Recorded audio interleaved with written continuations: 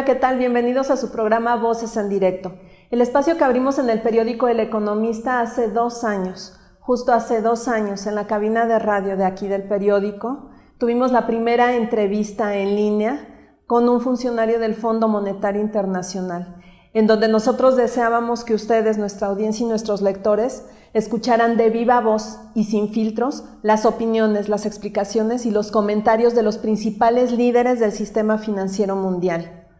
En el transcurso de estos 2 años hemos tenido la oportunidad de comentar y de compartir el espacio no solo con líderes del Fondo Monetario Internacional y del Banco Mundial, también hemos platicado con el secretario general de la OCDE, con el gobernador del Banco de México, Agustín Carstens, con la representante del Banco Interamericano de Desarrollo aquí en México, con los principales economistas en jefe de las corredurías internacionales más relevantes y con mayor presencia aquí en México, con analistas y directivos de las calificadoras también de mayor relevancia mundial.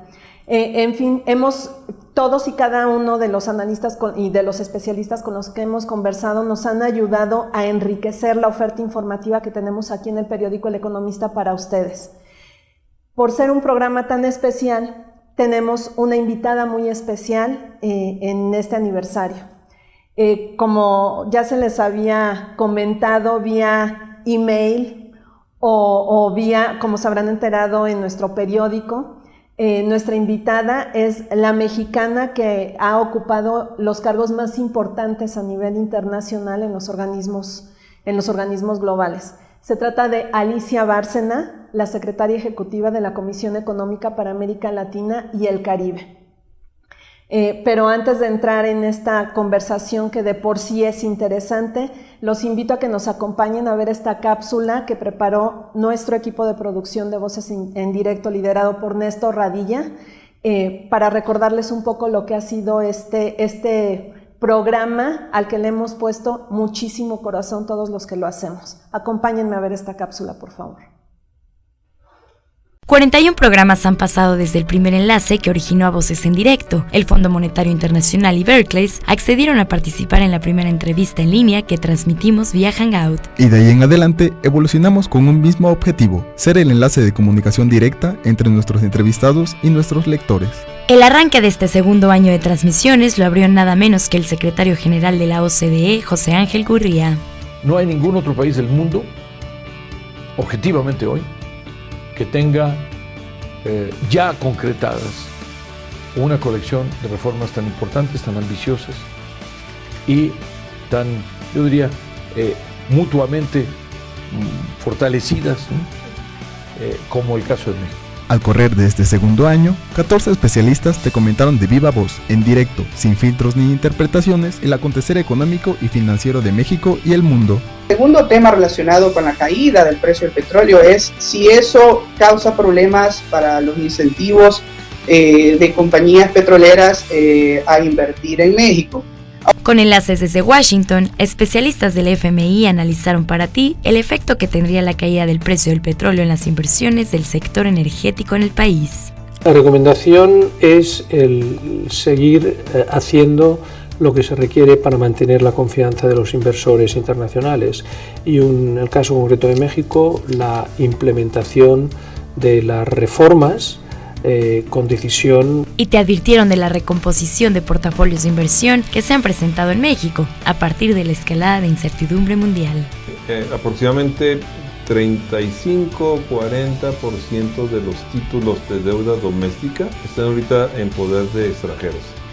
Y extranjeros que tienen portafolios globales y que en ocasiones ajustan sus posiciones, no necesariamente por cosas que pasen en el país, en México, sino por cosas que pueden pasar en cualquier otra parte del mundo, ¿no? Desde el Banco Interamericano de Desarrollo te previnieron sobre el efecto real que tendrá el Estado de Derecho en la agenda de crecimiento para México. Creemos que México, en general, si las reformas se implementan, si tiene una posibilidad grande de seguir creciendo, hay que reforzar todo lo que es Estado de Derecho y seguridad, ¿no? Creo que eso es parte de la agenda que tiene América Latina en su conjunto, ¿no? Los principales economistas de bancos privados, estrategas de inversión y asesores de empresarios te dieron sus diagnósticos sobre México y te dieron las recomendaciones para participar de un México competitivo y en expansión. La competitividad es algo que construimos todos, como sociedad, la sociedad civil organizada, los ciudadanos, obviamente el sector productivo, sus miles de diferentes ramificaciones en sectores, y el sector público. Y sobre las oportunidades que te ofrece el acuerdo de la Alianza Transpacífico. Para aprovechar el espacio del TPP, México necesita una estrategia de desarrollo industrial del siglo XXI. Hasta las autoridades financieras del país te han dado su diagnóstico de la economía. Tenemos un grupo bastante cuantioso de inversionistas con un horizonte mediano y largo plazo que confían en las políticas de México, y ellos son los que han venido incrementando su posición en México. Voces en Directo cumple 2 años y lo queremos celebrar contigo y 2 grandes invitados. Para Voces en Directo, Violeta Moreno y Pedro Marín Pacheco. Bueno, pues ahora los invito a que nos acompañen a ver esta conversación que tuvimos aquí en Ciudad de México, aprovechando una visita que hizo la secretaria ejecutiva de la CEPAL al país, y donde conversamos sobre el diagnóstico que tiene la CEPAL para la economía.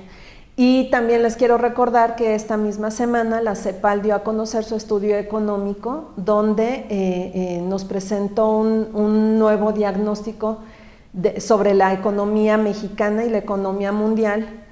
Pues se han sucedido muchos eventos internacionales en este inter, que van desde la política monetaria, desde los cambios en el uso de las subastas para las reservas internacionales, hasta los ataques terroristas que sufrió París y que han motivado una serie de intervenciones bélicas en el Medio Oriente. Acompáñenme a ver esta entrevista de aniversario con la secretaria ejecutiva de la CEPAL, Alicia Bárcena. Pues estamos celebrando este segundo aniversario de nuestro programa y tenemos invitada de lujo, es la secretaria ejecutiva de la Comisión Económica para América Latina y el Caribe, Alicia Bárcena. Alicia, muy buenos días. Buenos días y muchas gracias por esta muy grata invitación a participar en el aniversario de ustedes, que son un medio tan importante. Muchísimas gracias.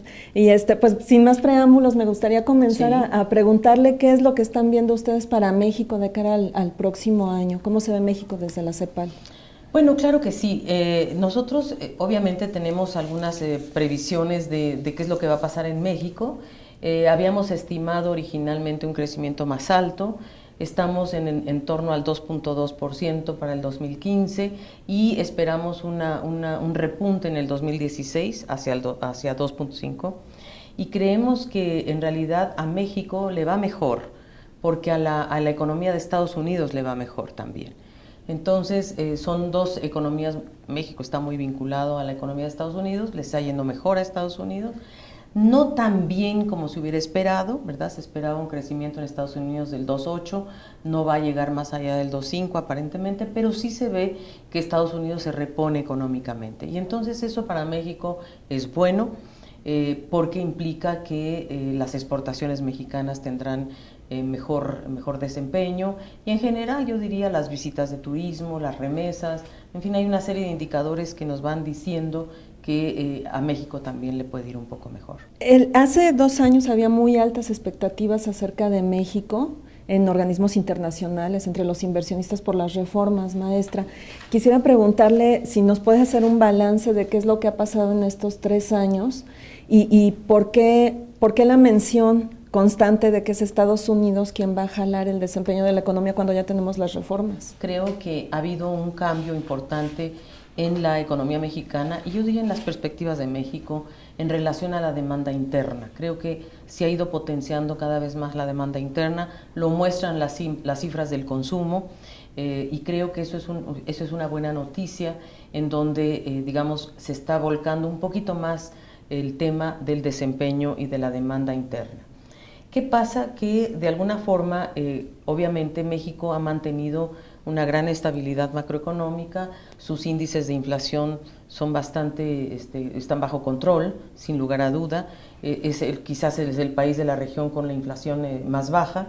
En realidad vemos que México ha mantenido tasas de inflación por debajo incluso de su meta, que es entre 3 y 4, quizás va a haber una mayor inflación en el 2016, pero en el 2015 se mantiene bastante bajo control. Segundo, la deuda de México es una deuda que en promedio está en 43% respecto al PIB, obviamente la deuda promedio de la región es 35, pero en fin, México sigue manteniendo una deuda relativamente baja.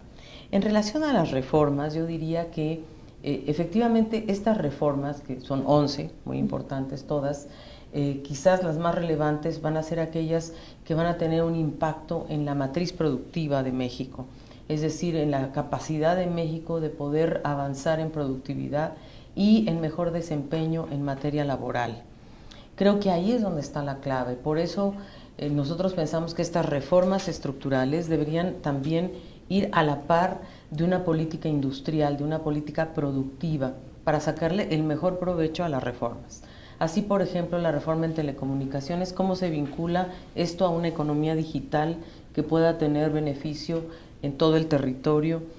Por ejemplo, unidades económicas. Yo conversaba con Eduardo Sojo del INEGI este tema de cómo ellos están midiendo la esperanza de vida de las unidades económicas de México en el territorio. Entonces, ¿cómo articulamos el tema, cómo vinculamos el tema de las reformas estructurales, la reforma energética, la de telecomunicaciones, la de competitividad, etcétera, y cómo lo vinculamos eso a las unidades económicas, empresas fundamentalmente, chicas, grandes, medianas, cómo se articula esto a las cadenas productivas en el territorio y si eso está teniendo el impacto que deseamos, que en el fondo es un impacto que genere empleo, mayor productividad y mayor inversión privada. Yo creo que ese es el tema de fondo, de cómo la inversión pública, que es la que está siendo ajustada casi en todos los países de la región, haya podido ya desencadenar un poco más de inversión privada. Entonces, en el tema de las reformas, yo creo que hay algunas que están rindiendo mucho más efecto, más rápido que otras. Obviamente la reforma energética se ha visto afectada por el contexto económico mundial, la caída de los precios del petróleo, que digamos, vamos a ver, la caída de los precios del petróleo son aproximadamente el 41% promedio regional. A México esto le ha impactado fuertemente. Una reforma que creo que ha sido positiva para México ha sido la reforma fiscal. Sé que hay mucho debate al respecto, pero la verdad es que los ingresos tributarios sí han podido compensar de alguna manera la pérdida de los ingresos petroleros. Y yo creo que ese es un tema positivo. Creo que la reforma tributaria está rindiendo frutos ahora. Y eso puede ser muy, muy importante para el futuro de México. De todas maneras, la tasa tributaria sigue siendo muy baja en relación a otros países de la OCDE, pero de alguna forma creo que la reforma fiscal, la reforma energética, la de telecomunicaciones, la de competitividad, todas estas reformas tienen una sinergia entre ellas que esperemos sea muy positiva para la generación de empleo de mayor productividad. Quisiera detenerme un poco en este tema de la reforma tributaria, sobre todo que estaba usted comentando. En teoría, bueno, quisiera preguntarle si tiene en mente a qué nivel subió la proporción de recaudación de México. Estaba creo que en 10% del PIB. Y quisiera preguntarle cuál sería la referencia de América Latina hacia dónde tendríamos que movernos. América Latina en este momento la tasa tributaria promedio está alrededor del 20% del PIB. Estábamos en 18, ahora estamos en 20. 15 países de la región han hecho reformas tributarias, todas ellas orientadas hacia el impuesto sobre la renta, tratando de hacer reformas más progresivas y más distributivas, ¿no? Entonces, nosotros deberíamos, obviamente la OCDE tiene una tributación por encima del 30%, nuestra región está en 20%, pero además tenemos que cambiar la estructura. Por ejemplo, Brasil es un país que tiene una alta tasa tributaria, por encima del 30%, pero es muy regresiva porque está fundada en el impuesto al valor agregado. Entonces, por un lado, tenemos que sí hay que subir la tasa tributaria, por otro lado, que sea más progresiva. Entre enero y septiembre del 2015, los ingresos del sector público aumentaron 3.4% en términos reales con respecto a ese mismo periodo del 2014. Y esto es muy importante porque los ingresos petroleros aumentaron, sin lugar a duda, pero destaca el incremento de la recaudación tributaria, que fue de 29.1%. Entonces, creo que eso es lo que nos va diciendo que efectivamente los ingresos tributarios en un momento dado pueden de alguna forma compensar esa reducción de ingresos no tributarios que que en el tema de ingresos petroleros, por ejemplo, para México significaron menos ingresos petroleros en un 36.7%, que es muy alto. Entonces, de alguna manera, ¿qué está haciendo México? Por un lado está apuntalando los ingresos tributarios, por otro lado, siendo muy consciente de la pérdida de los ingresos petroleros y por lo tanto haciendo un ajuste al gasto del sector público y eso lo está haciendo, pues creo, en respuesta a esta menor entrada de ingresos en general a la economía. ¿Cómo están viendo ustedes en la CEPAL el impacto que ha tenido el lento desempeño de la actividad económica mexicana? Y bueno, como usted dice, a nivel macro sí benefició la reforma, pero a mucha gente no. ¿Cómo ven ustedes el impacto en la gente, en los mexicanos de este contexto? En realidad, para nosotros, y lo hemos dicho en muchos foros, el tema que más afecta a los hogares es el salario. Entonces, en el fondo, está bien, o sea, creo que México ha generado más empleo, pero no necesariamente más empleo digamos, en esas áreas más productivas o con mayores salarios. Está generando más empleo, a veces quizás más precario o más pegado a la informalidad. Para nosotros un tema central es el salario mínimo, lo hemos dicho, y creo que ya México está avanzando, se ha hecho ya la desindexación del salario mínimo a otros temas, como por ejemplo las multas, etcétera, pero sí creemos que allá hay que mirar. El salario es la expresión, yo diría, última de si el hogar tiene o no tiene una mejoría en relación a la economía toda. Y yo creo que el salario es, en cierta forma, uno de los indicadores que debe reflejar que estas reformas lleguen a los hogares transformados en más productividad, mejores empleos y también en una mejor articulación de las cadenas productivas. Para que logremos una mayor integración de cadenas productivas, es necesario que México le ponga atención al contenido importado de sus exportaciones. Nosotros hemos hablado de esto con el secretario de Economía. Ellos están muy conscientes de la importancia de que se le dé más peso yo diría, a los componentes nacionales de las exportaciones, de tal forma que haya una verdadera derrama. Es cierto que México es una potencia exportadora. Lo interesante es que de esos bienes que está exportando o servicios que exporta México tengan una articulación interior y que estas reformas económicas, sean las fiscales, sean las de competitividad, sean las energéticas, las de telecomunicaciones, etcétera, tengan una traducción en esto, en el fondo, en cómo se va a articular este crecimiento económico en cadenas productivas, en mayor empleo, en mejores, yo diría, en una diversificación productiva para depender menos del petróleo. Eso creo que México lo ha logrado. Digamos, México está logrando diversificar cada vez más su matriz productiva hacia manufacturas, eso es verdad, pero ¿cómo lograr que esas manufacturas sean de alto contenido tecnológico? Y aquí yo creo que es importante que México, que ahora ingresa al TPP, realmente le saque el mayor provecho a este acuerdo transpacífico y que pueda lograr que, por ejemplo, las denominaciones de origen sean ventajosas para la economía mexicana, que ya es una economía bastante articulada con Chile, por ejemplo, o con Perú, vamos a suponer, y que realmente de ahí se puedan generar nuevos sectores productivos. Yo creo que a México lo que le falta justamente es una política industrial que permita descubrir nuevos sectores productivos, encontrar nuevos sectores, tratar de articular el mercado laboral con el sector productivo en un diálogo con las empresas. Creo que el sector empresarial tiene un rol aquí que jugar para ver qué tipo de expertise está requiriendo el mercado laboral y que en cierta forma que haya una mayor conexión entre el mercado laboral, el mercado educativo y de alguna forma pues esto se genere hacia mayores y mejores empleos y calidad de vida para la gente. Muy bien, pues maestra, si me permiten nos vamos a ir a una breve pausa sí, y regresamos con esta conversación. Estamos con la secretaria ejecutiva de la CEPAL, Alicia Bárcena. Acompáñanos, por favor.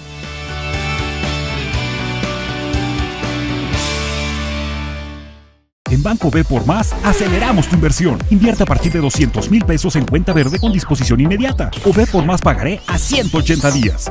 Y obtén hasta el 4% de rendimiento anual sin comisiones. Llámanos o visítanos. Banco B por Más, patrocinador oficial Sahara Force India. It's time for a change. A new plan needs a new boss. It's time for something more surprising, more British, more Jaguar. We've already created a beast. Now it's time for a new animal. With the same potent DNA, but even more ruthlessly efficient. Unleash the cats. Yes, sir. Yes, sir. Right away.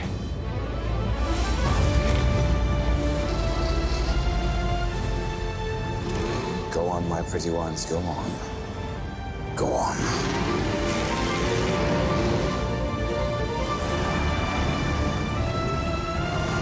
Go forth and rule the roads! Oh yes, it is good to be bad.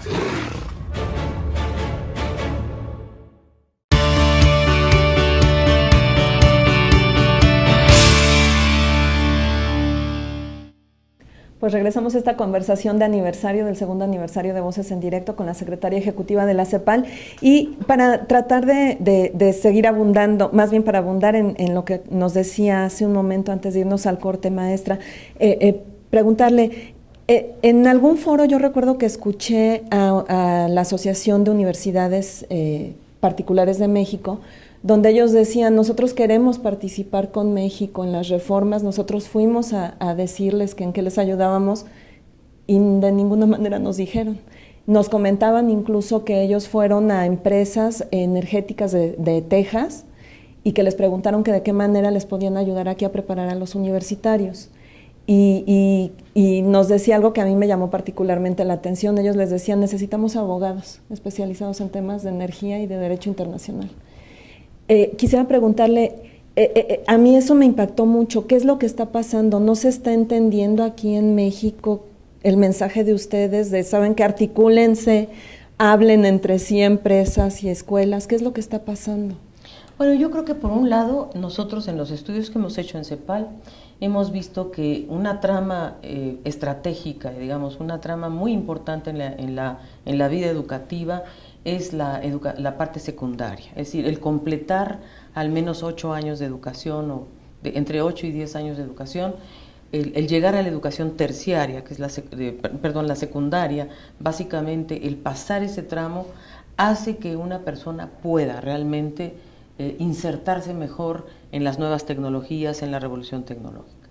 Después hemos visto, obviamente, que el gran salto se da hacia la educación superior. Pero un tema que en América Latina y el Caribe no le hemos puesto atención suficiente es la educación técnica. Es decir, hemos descuidado un poco el tema de la educación técnica. Nos hemos ido más hacia el tema de la educación hacia universitaria, que está bien también, pero también tenemos que enfocarnos a la educación técnica. Y también a cómo construir capacidades en los trabajadores actuales. Es decir, tenemos que actuar, yo diría, en 3 grandes pistas. Por un lado, efectivamente formar a la niñez y a la juventud en las nuevas, yo diría, dinámicas, y para eso hay que consultar, al sector privado, sin lugar a dudas, qué tipo de expertise están requiriendo. Nosotros hicimos un estudio con la OCDE muy interesante, donde vimos qué tipo de expertise requieren las empresas hoy día. No todo es tecnología, como bien decías tú, hay áreas, por ejemplo, legales que hay que cubrir del derecho internacional. Sin duda, bueno, el inglés y el acceso a la información tecnológica lo doy por sentado, pero hay ciertos temas, ¿verdad?, de gran expertise. Te voy a poner un ejemplo. En este momento todo el mundo está pensando cómo logramos movernos del Internet del consumo al Internet de la producción. Entonces tenemos que lograr áreas de expertise y de innovación tecnológica en el Internet de las cosas, o digamos en las máquinas 3D, en el 4D, o sea, y cómo esto va a impactar ciertas cadenas productivas, la telemedicina, en fin, una serie de temas novedosos. Ahora, ¿quién nos va a indicar esos temas? Yo creo que es sin duda el sector productivo. Puede ser privado o público, pero sí tenemos que acercarnos a mirar qué tipo de expertise requiere. Nosotros lo identificamos en un estudio con la OCDE y ahí es donde vimos que hace falta educación técnica de calidad, que hace falta, si bien, como te decía, educar niños jóvenes, también es cómo adaptar las capacidades actuales de los trabajadores adultos a nuevas capacidades. No podemos descuidar eso porque los trabajadores actuales también requieren de capacitación y entrenamiento para poderse, yo diría, insertar mejor en el mercado laboral.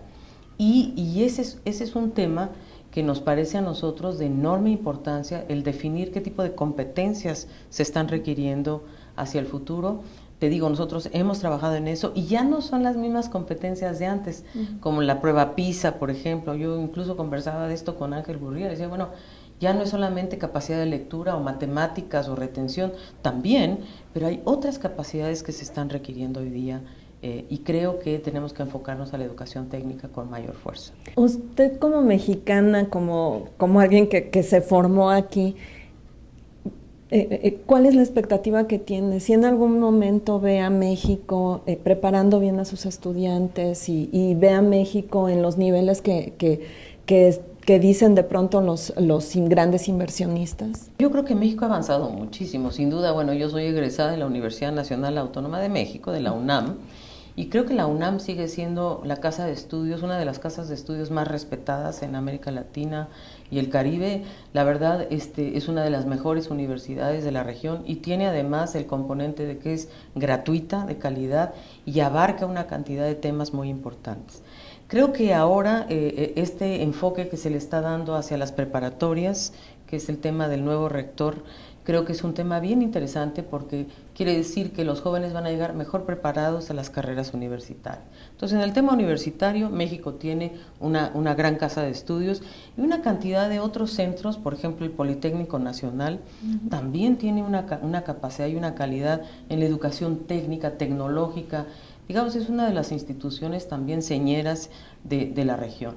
Luego tenemos una cantidad yo diría, de centros de educación superior muy conocidos en el extranjero. Tenemos desde el Tecnológico de Monterrey, tenemos el CIDES, centros de investigación, el Colegio de México, la Iberoamericana. O sea, creo que México en eso ha dado un ejemplo de cómo se puede combinar la educación pública de gratuita, como el caso de la UNAM, con universidades privadas como el ITAM o como la Iberoamericana, que también tienen egresados de enorme calidad. Lo que hay que tener es justamente un indicativo, y eso habría que verlo y analizarlo, si están siendo convocados. Yo creo que eso sí es muy importante, que haya una convocatoria muy amplia al sector académico en el ámbito productivo. O sea, yo creo que tenemos que desarrollar un proyecto nacional, un proyecto de país, que no solamente es responsabilidad del gobierno, sino que tiene que ser una responsabilidad de la sociedad en su conjunto. En la reunión de gobierno abierto, yo planteaba justamente que de gobierno abierto deberíamos pasar a Estado abierto, donde se hable no solamente de apertura de datos y de información del Ejecutivo, del Legislativo, del Judicial, y que el sector académico se incorpore a esta gran dinámica. Yo te diría que otra de las instituciones que México debe sentirse muy orgulloso es su Instituto Nacional de Estadísticas, Geografía e Informática, porque el INEGI es un centro de información y es una información muy útil para la toma de decisiones. Entonces, volviendo a tu pregunta, yo creo que sí, México tiene la institucionalidad para la formación yo diría, de expertise, de carreras universitarias y demás. Lo que está faltando es una mayor coherencia, coordinación y convocatoria. Y aceptar las visiones críticas. A veces el sector académico puede traer visiones críticas a la mesa. Hay que escucharlas, hay que ver qué es lo que proponen, dónde estamos, y hacer una mejor, yo diría, una nueva ecuación entre el Estado, el mercado y la ciudadanía. Eso es lo que está haciendo falta. Ni el Estado solo va a poder, ni el mercado solo va a poder. Se requiere a la ciudadanía en pleno, y participantes de la ciudadanía son sin duda los universitarios, los trabajadores, los campesinos. Es decir, todos tienen que venir a la mesa, pero tiene que haber un norte, tiene que haber una propuesta de país. La que yo creo que debe ir hacia adelante es cómo logramos vencer las brechas estructurales del país para alcanzar mayor igualdad, y la verdadera igualdad se alcanza con empleo, con derechos, cómo nos sumamos a la nueva trayectoria de sostenibilidad ambiental con tecnología moderna, con innovación, en industrias tan concretas como la industria energética, como la industria automotriz, como la aeroespacial, en donde México ha hecho grandes avances, pero hay que sumarse a esta, yo diría, esta tendencia tecnológica mundial. Estamos atrasados, México tiene que invertir más en ciencia y tecnología y en investigación, y esa investigación tiene que cruzar a todos los sectores. Ahora, la inversión en investigación no puede venir solo del sector público, también tiene que entrar el sector privado. En Europa, por ejemplo, el sector privado juega un papel fundamental en la inversión en ciencia y tecnología. Pero a mí me parece que un sector que tiene que convocar a estos actores es la Secretaría de Economía, por ejemplo. Porque es ahí donde se tiene que, yo diría, ahí se tiene que dar el vínculo entre una nueva matriz productiva. Yo creo que sí, este país requiere una matriz productiva moderna, avanzada, diversificada, que además tome en cuenta las ventajas comparativas y competitivas que tiene México. Su posición geográfica es sin duda una de sus mayores ventajas. Solo hemos aprovechado nuestra posición frente a Estados Unidos. Hay que aprovechar nuestra posición frente al Pacífico, que creo que ahora se va a lograr, frente al Atlántico también, sin duda, y también al sur. Claro. Yo creo que América Latina, Sudamérica está esperando de México una mayor fortaleza en la integración hacia el sur. Pues muy interesante, maestra. Si me permite, nos vamos a la última pausa y ya que usted tocó el tema, quisiera conversar sobre la situación en América Latina. Y como ustedes saben, este programa se trata también de la participación de nuestra audiencia con nuestros invitados. Entonces tendremos un enlace con uno de nuestros suscriptores que le quiere hacer una pregunta. Vámonos a la pausa, por favor.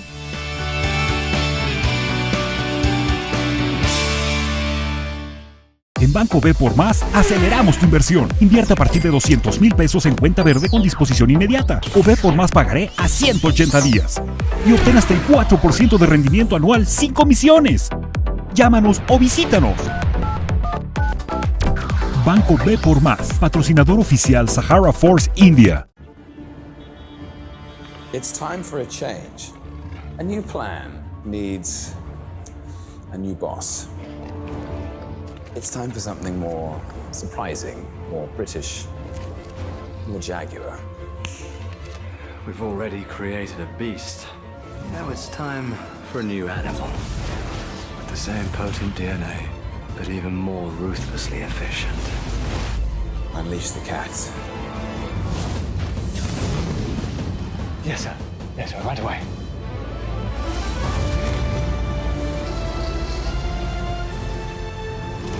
Go on, my pretty ones, go on. Go on.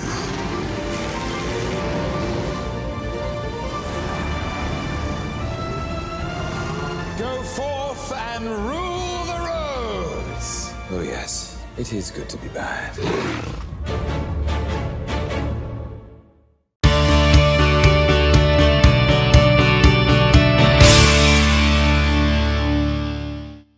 Pues regresamos a esta conversación de aniversario que tenemos con la secretaria ejecutiva de la CEPAL, Alicia Bárcena, y para cerrar un poco el tema que estábamos conversando antes del corte, maestra, preguntarle de qué manera puede apoyar la CEPAL para hacer este encadenamiento de necesidades aquí, para aprovechar mejor las reformas. Bueno, efectivamente yo creo que es un tema muy importante y ahí la CEPAL está comenzando a trabajar, por ejemplo, en México con la Secretaría del Trabajo para hacer yo diría, a ver, ¿qué es lo que tenemos que enlazar? Por un lado, la matriz insumo-producto para entender la cadena productiva, desde la vaca hasta el zapato, desde qué sé yo, ¿no? Toda la cadena. De ahí ver cuáles son los cuellos de botella en esta cadena productiva, cuántos empleos se generan en esa cadena productiva, en cada una de estas cadenas, dónde se ubican en el territorio, por eso es tan importante la visión territorial, y después cuáles son las necesidades de capacitación para poder volver esa cadena de valor o productiva, o esa cadena productiva que tenga más valor agregado, por ejemplo, y que tenga más competitividad. Y entonces ese análisis insumo-producto con el tema de las capacitaciones o las capacidades, cruzarla con las reformas. y ver, ok, esas cadenas de valor, ¿cómo se benefician, por ejemplo, con la reforma energética? ¿Verdad? Es decir, va a haber la electricidad, por ejemplo, el consumo eléctrico es un proxy muy importante del PIB y de la actividad industrial. Bueno, ¿qué nos indica? ¿Será que la reforma va a mejorar estos precios, va a mejorar esta articulación de este insumo tan importante como es la electricidad, por ejemplo?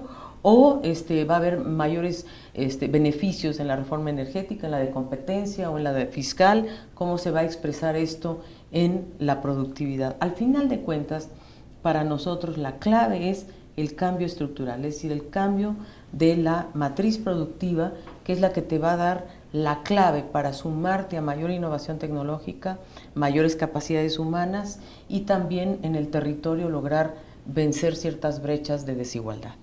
Qué bien que sí ya el gobierno se está preocupando y que ustedes lo están ayudando para dirigir bien a la población en beneficio de recibir también el impacto de las reformas. Maestra, si me permite, quisiera yo comenzar con la situación de América Latina, un análisis de su parte, por favor. Y me gustaría, si me acompañan, por favor, a un enlace que tenemos con uno de nuestros suscriptores, Omar Cancino, quien le quiere hacer una pregunta al respecto. ¿Cómo no? Con mucho gusto. Hola amigos de Voces en Directo del periódico El Economista. Muchas gracias por abrir este espacio. Mi nombre es Omar Cancino Sotelo. Soy editor del blog Prospectiva Financiera. Le agradezco mucho esta oportunidad a Yolanda Morales y mi pregunta es la siguiente para la secretaria ejecutiva de la CEPAL, Alicia Bárcena, a quien amablemente le envío un saludo. En un entorno incierto mundial y con economías como Brasil y Venezuela en problemas, ¿cuál es la agenda de políticas a seguir para frenar la pobreza y la desigualdad en la región? Bueno, Omar Cancino nos hace una pregunta súper interesante y es cómo este contexto tan difícil que está enfrentando la región y el mundo va a impedir o va a tener un impacto en la pobreza y la desigualdad. Y es una pregunta muy pertinente, porque vamos a ver, América Latina y el Caribe logró disminuir la pobreza realmente de los 90 a la fecha de 48% a 28%. Y en la pobreza extrema de 22 a 12%. Entonces, ahí hubo logros muy importantes y muy concretos. Pero a partir del 2011 estamos en una meseta. No hemos podido avanzar más en la disminución de la pobreza ni de la pobreza extrema. De hecho, en algunos países la pobreza extrema ha aumentado justamente por problemas de inflación en la canasta alimentaria. No es el caso de México, por cierto. En México la pobreza extrema ha disminuido. Pero vamos a ver, ¿cómo logramos que no haya retrocesos? Bueno, en primer lugar, creo que en este momento de ajuste fiscal, de ajuste presupuestario, tenemos que mantener los programas de transferencias condicionadas o no condicionadas. Hay países que no las condicionan, pero este es un programa que ha dado resultados concretos. En el caso de México, Prospera, ¿verdad?, que va a los hogares más pobres. En la mayoría de los países de América Latina hay un programa de esta naturaleza que ha ayudado a sacar a la gente de la pobreza extrema.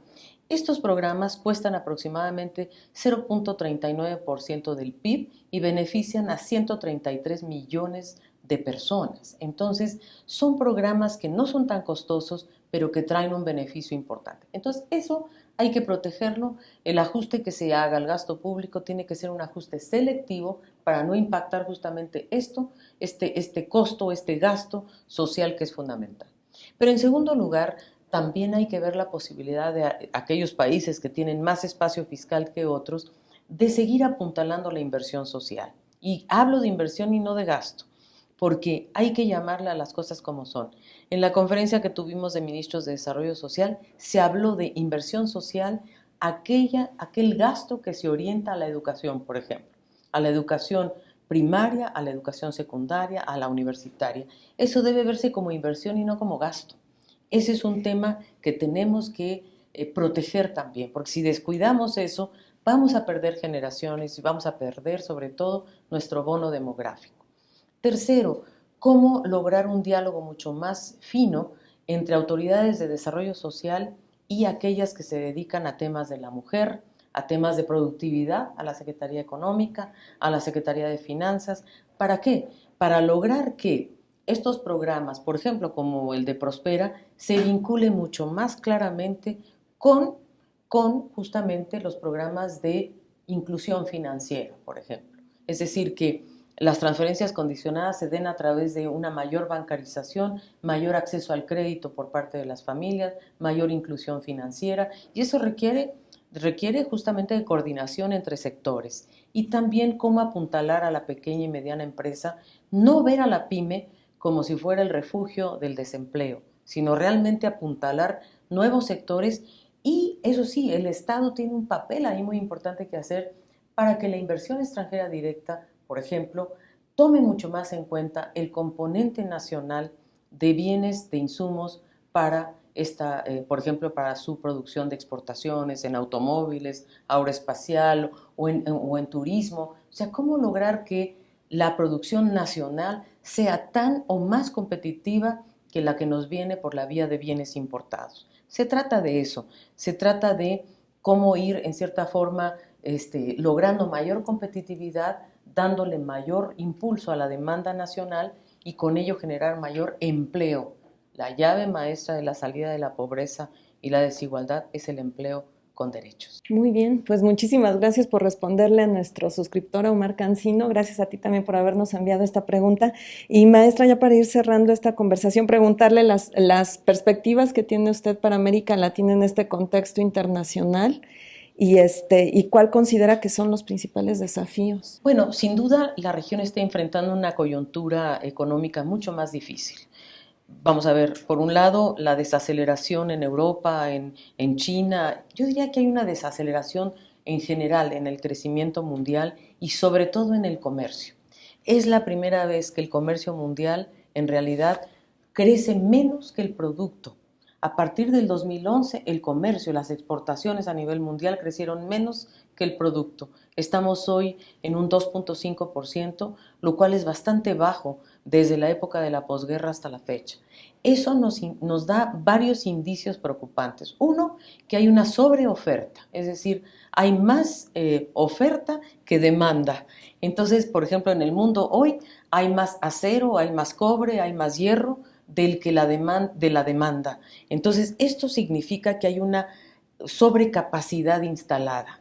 Entonces, tenemos que ir ajustando y tiene que haber un pacto de reciprocidad entre los países superavitarios y los deficitarios. Los superavitarios tipo Alemania, tipo Países Bajos, deberían de estimular mucho más la demanda en sus propios países. Pero bueno, volviendo a nuestra región, esta coyuntura de menor comercio, de menor, yo diría, dinamismo de la demanda agregada, está impactando a Sudamérica por la desaceleración de China y por la caída de los precios de los commodities, fundamentalmente cobre, minerales, petróleo, etcétera, alimentarios también, aunque a menor nivel, pero está afectando a todo Sudamérica. Centroamérica y México están un poco mejor porque la economía de Estados Unidos repunta y esto tiene una transmisión positiva en remesas, en comercio, en turismo. Pero lo que creo que debemos apuntalar en América Latina y el Caribe es que además tenemos un problema porque en lugar de crecer estamos más bien en un momento de crecimiento negativo. La región 2015 tiene un crecimiento negativo de menos 0.3%, Sudamérica menos 0.5%. De este crecimiento negativo podríamos decir que Centroamérica y México son los que mejor desempeño tienen, que en el caso de Sudamérica el que peor desempeño tiene es Brasil, Argentina, Venezuela y en todo caso Ecuador, Perú, Chile logran mantenerse en un crecimiento relativamente bajo. Lo que la región en su conjunto tiene que lograr es salir de esta, yo diría, de esta mediocridad en general del crecimiento y de lograr un crecimiento mucho más sostenible, mucho más dinámico, apuntalado en el crecimiento de la productividad, que es donde está nuestra mayor falla, en la diversificación de nuestras matrices productivas y yo creo, francamente, en una mayor integración regional. Creo que si nosotros pudiéramos dinamizar más la demanda interna de nuestro mercado regional, de nuestras 600 millones de personas en América Latina y el Caribe, para lograr una mayor integración productiva, es decir, cómo generar cadenas productivas regionales que apuntalen más a las economías de nuestra región. cómo lograr una mayor integración energética, una mayor integración eléctrica, carretera, de infraestructura, que genere plataformas de productividad. En general, la región está viviendo un ciclo de ajuste y el mundo está en un momento de sesgo recesivo, porque en las economías no hay un apetito por estimular la inversión productiva. Nosotros también nos preocupa mucho que se está desacoplando yo diría la parte financiera de la economía real. Hay más apetito por invertir en activos financieros que en activos productivos. Y ese desacople puede ser muy delicado para el futuro. Entonces, la desaceleración comercial, la caída del precio de los commodities, la falta de diversificación productiva, sobre todo más en Sudamérica que en México, porque en México hay un poco más de diversificación, pero hay que avanzar en manufacturas de mayor tecnología. Tercero, el tema de cómo logramos que no haya retrocesos en materia social, como bien lo ha señalado Omar, cómo logramos mantener nuestros logros sociales, porque los ha habido, y cómo lo hacemos en democracia. Esta es una región que requiere además, otro gran tema para mi gusto, es que la integridad pública, el tema de yo diría, lo que más le preocupa a la gente hoy día en América Latina son las instituciones, la integridad, el acceso a la información, la transparencia. La mayoría de la gente quiere realmente moverse hacia yo diría, hacia un futuro donde haya menos corrupción, donde haya mayor participación ciudadana y donde haya este encuentro entre el Estado, el mercado y la ciudadanía y realmente haya un mayor potenciamiento. Vamos a pasar por años difíciles, de poco crecimiento, vamos a pasar por años de poca inversión y por lo tanto debemos estar preparados para salir de esta coyuntura difícil. Muy bien. Maestra, le agradezco muchísimo que haya participado con nosotros. No sé si quiere agregar algo más. Pues nada más felicitarlos, felicitar al medio, felicitarlos a ustedes, al Economista. Siempre para nosotros es muy grato participar, así es de que encantados de estar con ustedes y felicidades en este gran aniversario. Muchísimas gracias, maestra Alicia Bárcena. Muchísimas gracias a ustedes por habernos acompañado en estos 2 años de transmisiones que hemos tenido. Y pues bueno, ya tienen las observaciones de la Secretaría Ejecutiva de la CEPAL. Muchísimas gracias de verdad a ustedes y muchísimas gracias a ustedes. Muchas gracias, Yolanda, un privilegio. Gracias, el privilegio es nuestro.